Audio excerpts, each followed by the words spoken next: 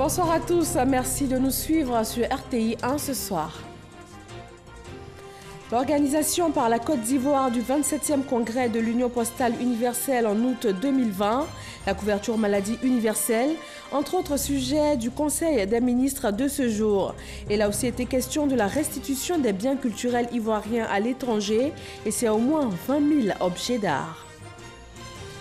Dans la matinée de ce mercredi, le vice-président ivoirien Daniel Kablon-Duncan a été reçu par le président égyptien Abdel Fattah al-Sisi.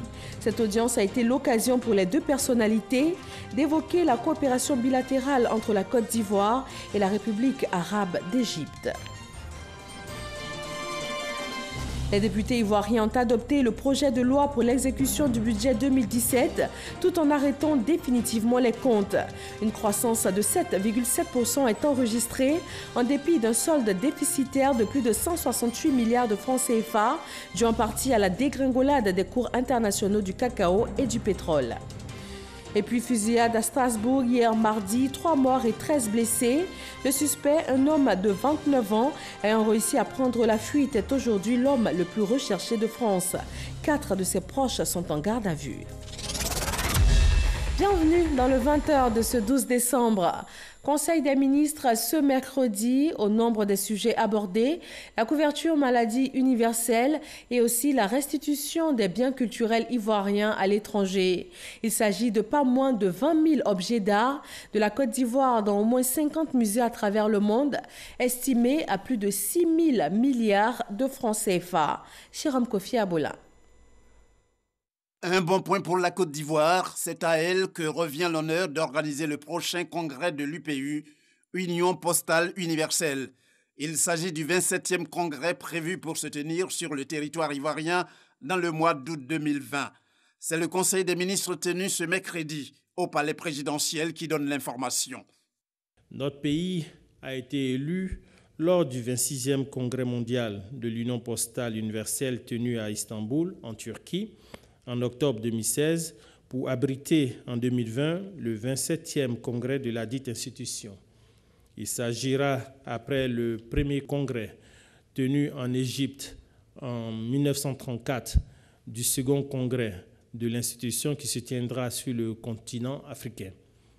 Cet événement important et capital est prévu se dérouler sur une période de 21 jours à Abidjan, avec la participation d'environ 3000 personnes en provenance de 192 États membres de l'Union postale universelle, ainsi que de partenaires au développement. Conformément aux usages de l'Union, la Côte d'Ivoire assurera la présidence du conseil d'administration de l'organisation à l'issue du congrès durant 4 années. Une autre bonne nouvelle donnée par le conseil, elle concerne les patrimoines culturels ivoiriens à l'étranger. Selon le Conseil, ces biens vont être restitués. À l'instar de nombreux pays africains, spoliés de leurs biens culturels ancestraux, notre pays compte des milliers d'œuvres d'art irrégulièrement détenues à l'extérieur, notamment en Occident. Au moins 50 musées en Europe et en Amérique, en dehors des collections privées, détiennent dans leurs collections respectives environ 20 000 objets d'art d'origine ivoirienne estimé à 6 000 milliards de francs CFA. Dans le cadre du processus de retour de ces biens culturels mis en place avec l'UNESCO et la branche africaine du Conseil international des musées, AFRICOM, la Côte d'Ivoire a désigné 2 médiateurs et conciliateurs auprès de ces organisations et une première liste de 148 objets d'art à restituer a été transmise. Le Conseil des ministres a aussi parlé de la couverture maladie universelle, CMU, en attendant sa mise en œuvre effective à compter de janvier 2019. D'importantes décisions sur la question ont été prises au cours de cette réunion. En application de la loi numéro 2014-131 du 24 mars 2014, instituant la couverture maladie universelle, sont créés 2 régimes. L'un contributif, dit régime général de base, l'autre non contributif, dit régime d'assistance médicale. pour le compte des personnes économiquement faibles ou démunies ou vulnérables. Ce décret fait le choix d'utiliser la méthode de l'affiliation, soit à la demande, soit par la recherche active, et en organise les modalités. À noter aussi la visite du président Paul Kagame en Côte d'Ivoire. Le président rwandais est attendu le 19 décembre pour une visite de 48 heures sur le sol ivoirien. Le Conseil des ministres, en son point de divers, en a parlé avant de prendre rendez-vous pour le 18 décembre 2018, cette fois dans la capitale politique et administrative de la Côte d'Ivoire, Yamoussoukro. Direction l'Égypte, où se trouve en ce moment le vice-président ivoirien. En marge de la première foire intra-africaine du commerce, Daniel Cablon-Duncan a été reçu par le président égyptien Abdel Fattah al-Sisi. Les deux personnalités ont évoqué la coopération bilatérale entre leurs pays respectifs. Les détails avec notre envoyé spécial au Caire, Mahama Traoré. C'est une rencontre qui traduit la bonne santé des relations diplomatiques entre la Côte d'Ivoire et l'Égypte. Des relations établies depuis 1960 que les présidents Alassane Ouattara et Abdel Fattah al-Sisi ambitionnent de renforcer dans un avenir proche.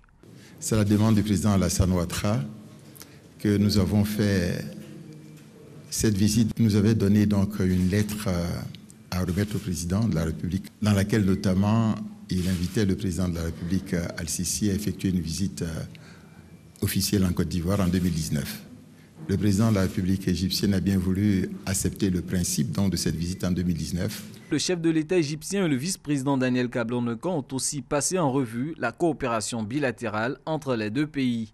Cette coopération avance déjà de manière positive, notamment dans le domaine de la sécurité et de la défense, puisque l'Égypte a bien voulu former quelques-uns de nos policiers et des gens de la défense ici. Il a été convenu aussi que la commission mixte entre l'Égypte et la Côte d'Ivoire, dont la dernière réunion date de 1998, le président de la République a indiqué que ça fait trop longtemps, il faut que se réunisse le plus rapidement possible. Et nous pensons que cette rencontre doit permettre donc de finaliser un certain nombre d'accords qui sont déjà sur le chantier. Il y a à peu près 16 accords qui sont en cours de travail, qui pourraient donc être finalisés probablement avant la visite du président al-Sisi. Nous gardons l'espoir d'avoir le président al-Sisi en Côte d'Ivoire et un renforcement très important de la coopération entre l'Égypte et la Côte d'Ivoire. En 2017, la valeur des échanges de biens et de services entre la Côte d'Ivoire et l'Égypte était de 35 milliards de francs CFA. Le vice-président ivoirien a aussi présidé sur place la signature d'une déclaration conjointe de financement entre l'État de Côte d'Ivoire et la Banque africaine d'import-export Afreximbank. La déclaration porte sur le financement que la banque compte apporter à l'État ivoirien pour l'aménagement du parc industriel d'Abidjan PK24. On reste avec notre envoyé spécial Mahama Traoré. C'est une déclaration conjointe d'engagement qui vaut 400 millions de dollars, l'équivalent d'environ 200 milliards de francs CFA. Montant que la Banque africaine d'import-export, Afreximbank, s'engage à verser à la Côte d'Ivoire, un investissement qui va servir à réaliser des infrastructures industrielles dans la zone d'Abidjan PK24. Ce projet vise à accroître la transformation des produits locaux, l'augmentation de la valeur ajoutée et bien sûr l'augmentation des exportations de la Côte d'Ivoire à l'intérieur des pays africains mais aussi à l'extérieur vers le reste du monde. Nous avons également discuté de la mise à disposition d'une parcelle de terrain à la Banque africaine d'import-export pour la réalisation de son siège local qui sera conçu comme un centre d'affaires africain pour pouvoir promouvoir le commerce intra-africain. Afreximbank finance également plusieurs projets routiers en Côte d'Ivoire, dont le coût global s'élève à plus de 250 milliards de francs CFA. Retour sur le sol ivoirien, l'Assemblée nationale de Côte d'Ivoire a adopté ce mercredi le projet de loi de règlement pour l'année 2017. Un déficit de 168,7 milliards est enregistré, dû en partie à la dégringolade des cours internationaux du cacao et du pétrole. Lancine Bakayoko. Pour cet exercice de reddition des comptes pour la gestion 2017, le secrétaire d'État en charge du budget et du portefeuille de l'État s'est entouré de l'ensemble des régies financières. Première observation, le gouvernement a dû faire face à un certain nombre de chocs. La nécessité de prendre en compte les effets financiers des mesures prises par le gouvernement en réponse aux revendications est devenue en début d'année ainsi que l'impact de l'évolution des coûts internationaux du cacao et du pétrole brut sur les projections de recettes fiscales, ont conduit à l'adoption par l'Assemblée nationale de la loi des finances rectificative numéro 2017-807 du 7 décembre 2017, portant budget de l'État pour la gestion 2017. Les ajustements opérés à travers ce collectif budgétaire ont donc ramené le niveau du budget de 6 501 à 6 447 milliards de francs CFA. Deuxième observation, les prévisions de recettes non fiscales ont été revues à la hausse en rapport avec la révision du niveau de paiement attendu des dividendes Petroci, des privatisations et ventes d'actifs. À cela s'ajoutent les appuis additionnels obtenus auprès des partenaires financiers.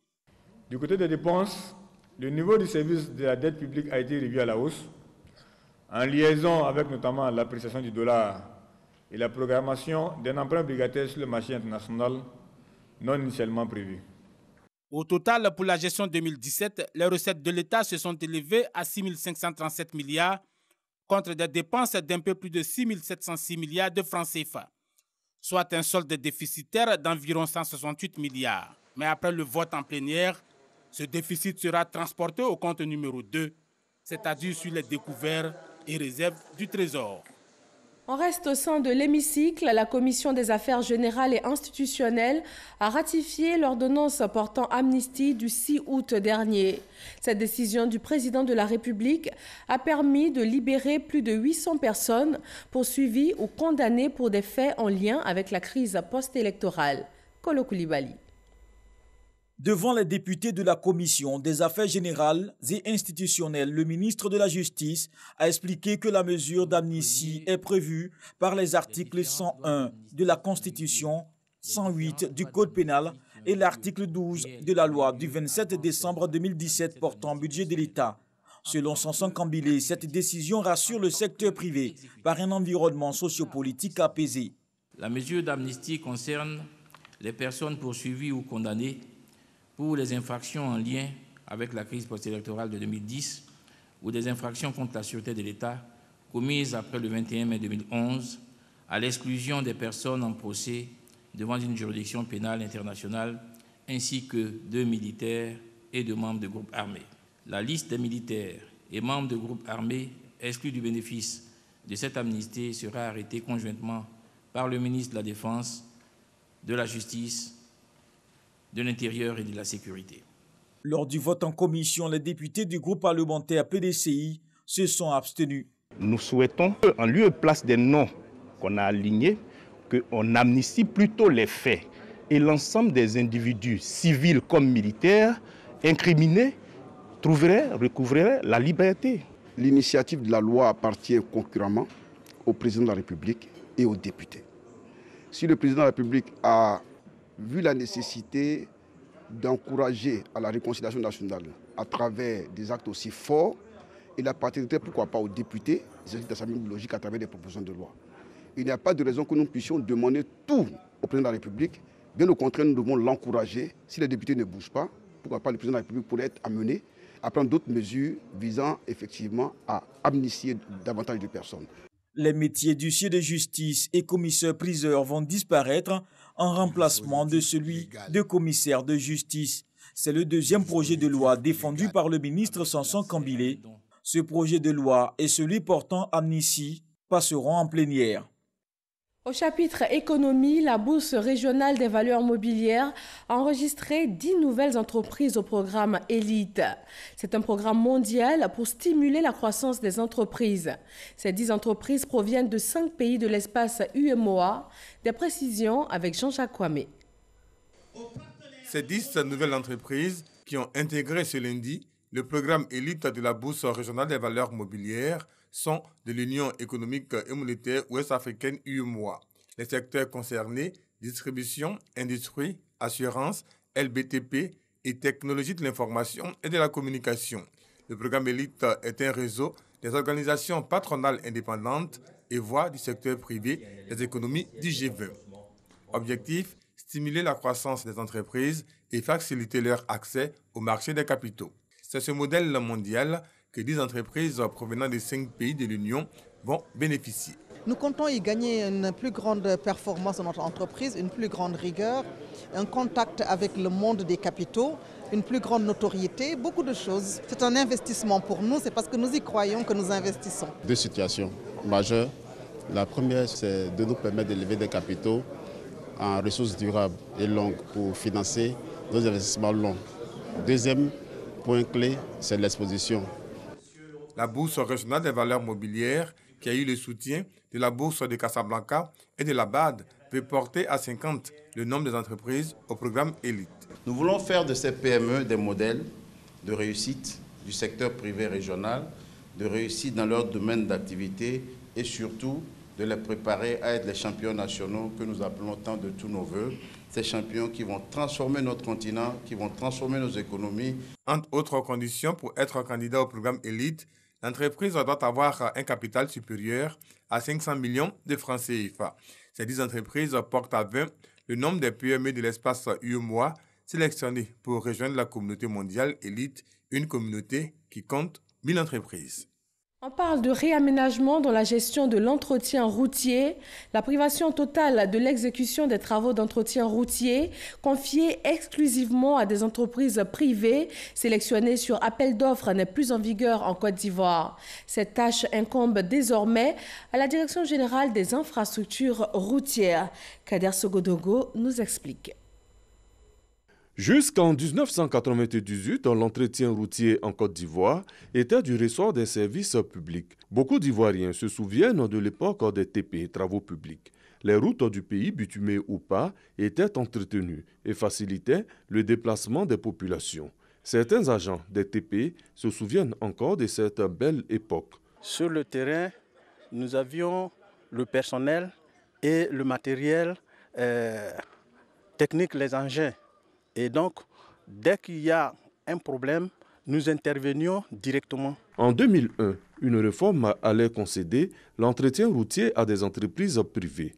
9 années après, en 2010, le constat était amer.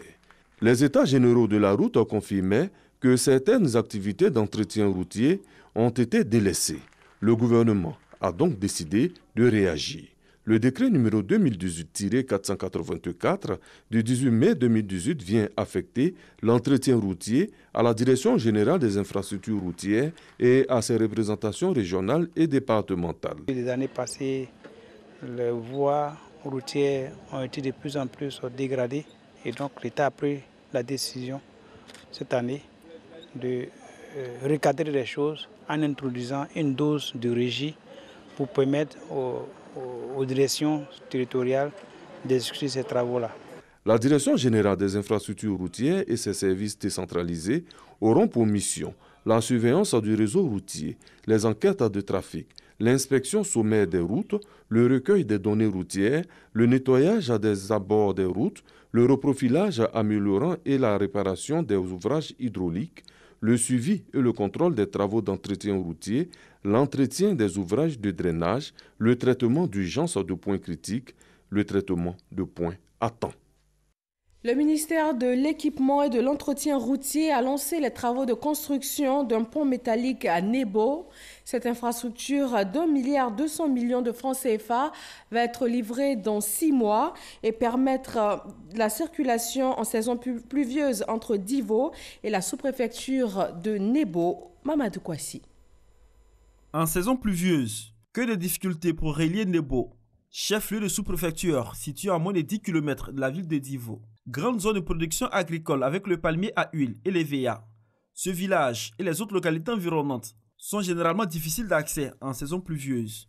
Et pourtant, un pont a été construit sur la rivière Bougo. Le pont a été mal fait. Le pont là où les gens devaient placer le pont là, c'est pas dans cet endroit là ils ont mis. Donc c'est difficile quand l'eau remplit là. La partie qu'ils ont mis là, l'eau ne peut pas bien passer. Donc ça fait que non, ça remplit par derrière. Donc quand c'est rempli par derrière, ça traverse la route là. On ne peut même pas aller au champ. Quand il y a décès, on appelle les jeunes qui savent bien nager, ceux qui sont en grand détail, pour faire traverser le Sequet. Ces travaux réalisés en 2007 par l'ex-conseil général de Divo seront entièrement repris. Un pont à tablier métallique verra le jour dans 6 mois pour un coût d'environ 1,2 milliard de francs CFA. Ceci pour faciliter le trafic sur cet axe qui relie Divo à Nebo et au-delà, les villes de Zikiso et Doumé. Ce pont aura une longueur de 64,8 mètres, c'est-à-dire que pratiquement 70 mètres, et construit sur 2 travées. La largeur du pont est de 7 mètres, c'est-à-dire 2 fois 2 voies de 3,50 m, et on aura des accotements de part et d'autre de 1,20 m. Les fondations seront en béton, fondées sur la roche-mère. Et avec la construction de ce pont, on ouvre la digue actuelle de plus de 8 fois l'ouverture pour permettre à l'eau de s'écouler et éviter les inondations en amont. La cérémonie de lancement des travaux de ce pont a vu la mobilisation des chefs traditionnels du canton Agbori et de l'ensemble des populations. Ils ont traduit leur reconnaissance au chef de l'État et à son gouvernement pour la prise en charge de leurs préoccupations. Le ministre de l'Équipement et de l'Entretien routier, Amédée Kofi Kwaku, a rassuré la population de la fin des travaux dans les délais et surtout de la qualité du travail, sans oublier des avantages liés à l'exécution de ce chantier. Le pont, c'est un pont métallique qui sera fabriqué en France et amené ici, mais aussi la construction de ce pont va permettre de régler les problèmes d'eau à Divo. Nous avons ici la preuve que le Lodjibois figure parmi les priorités du chef de l'État et du gouvernement, et nous en sommes très reconnaissants. C'est pourquoi nous devons privilégier la recherche de la paix dans notre pays afin de maintenir cette stabilité qui permet au train du développement de se maintenir sur les rails.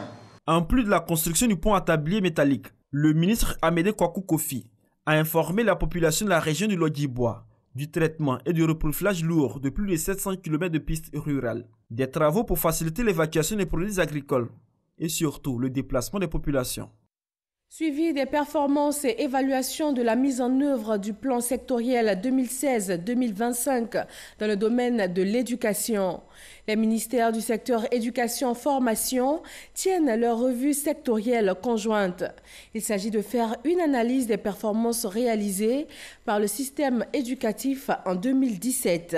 Sephora Zegui et Salima Toudia. Les actions menées en 2017 dans le secteur éducation-formation, passées en revue par la tutelle.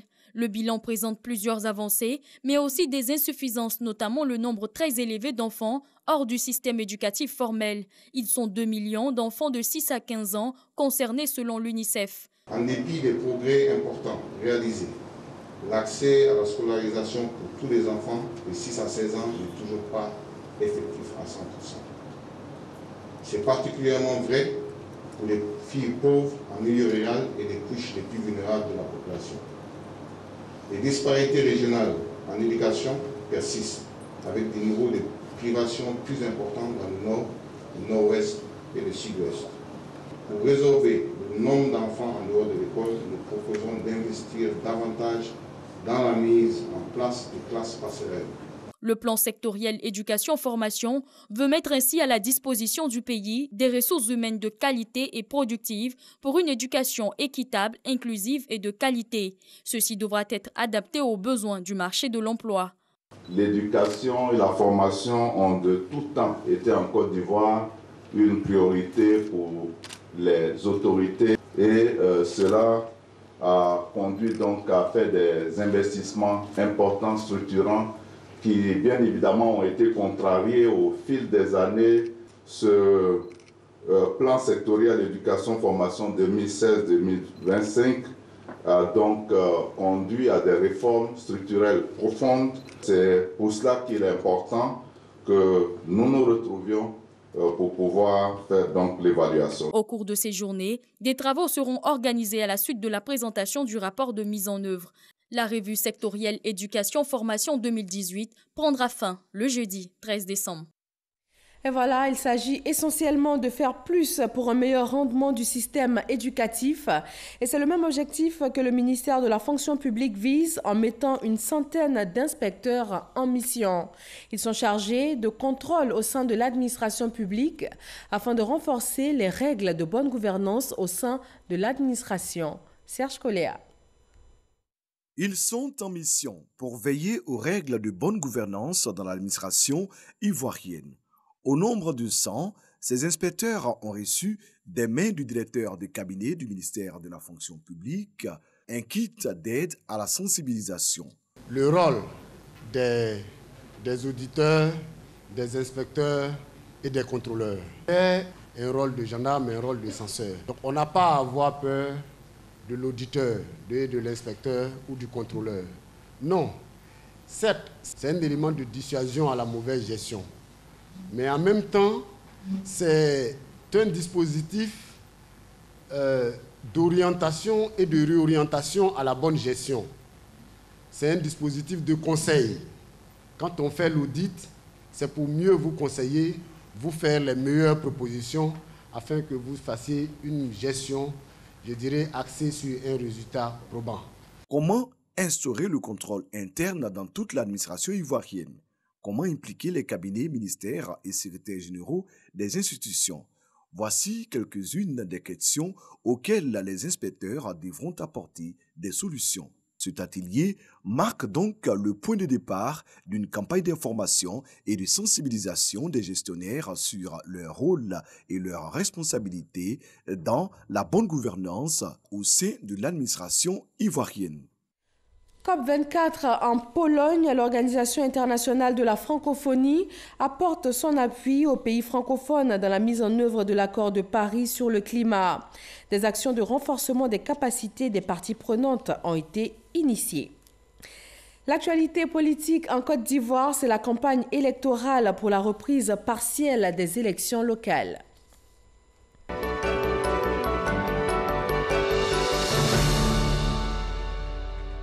Pour les municipales dans la commune de Port-Bouët, le candidat indépendant Cheikh Diaby expose ses projets aux électeurs. Francis Boifo.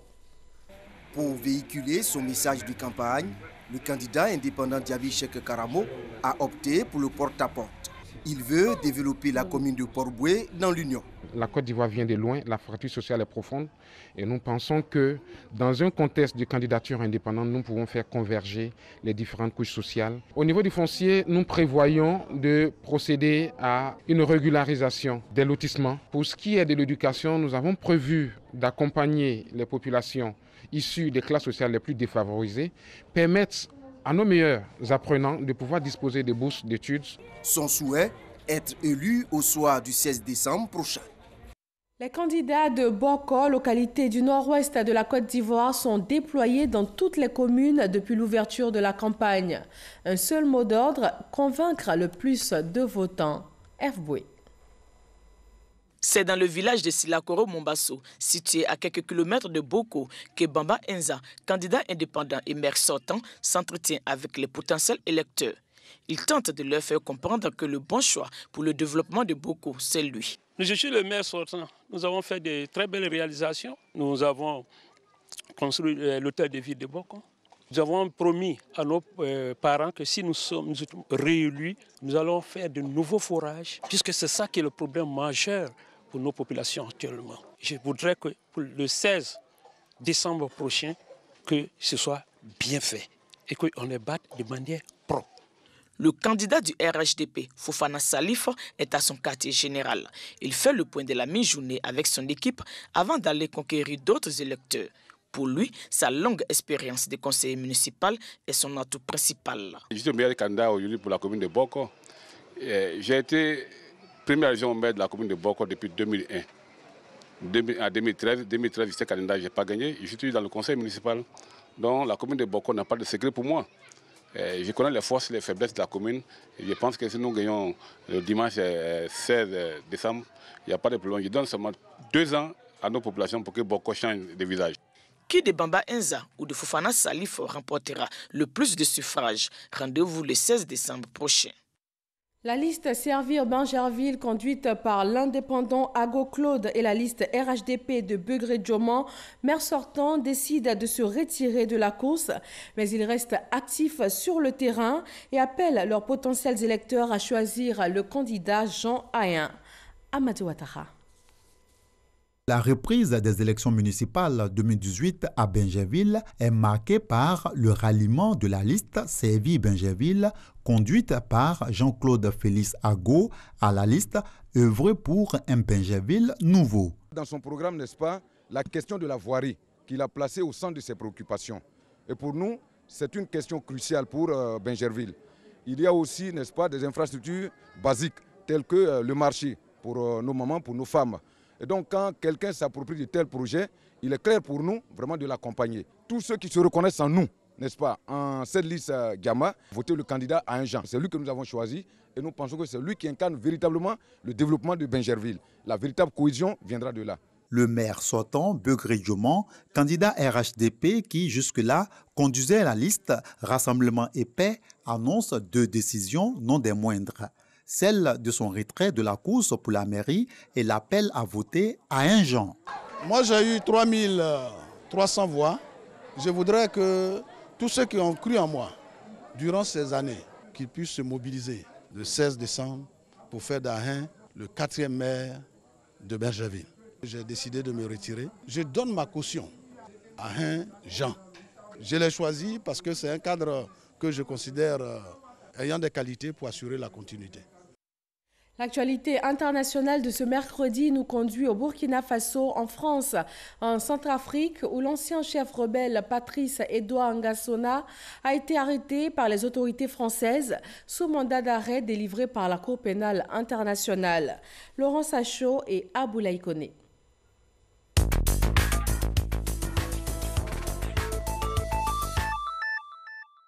L'ancien chef rebelle centrafricain Patrice Edouard Ngassona a été arrêté par les autorités françaises. Conformément à un mandat d'arrêt délivré par la CPI à La Haye, l'ancien leader du groupe armé anti-Balaka est arrêté pour des crimes de guerre et des crimes contre l'humanité commis dans l'ouest de la République de Centrafrique. Les faits datent de septembre 2013 à décembre 2014. Son arrestation intervient peu de temps après celle d'Alfred Yekatom Rombo, lui aussi un chef anti-Balaka.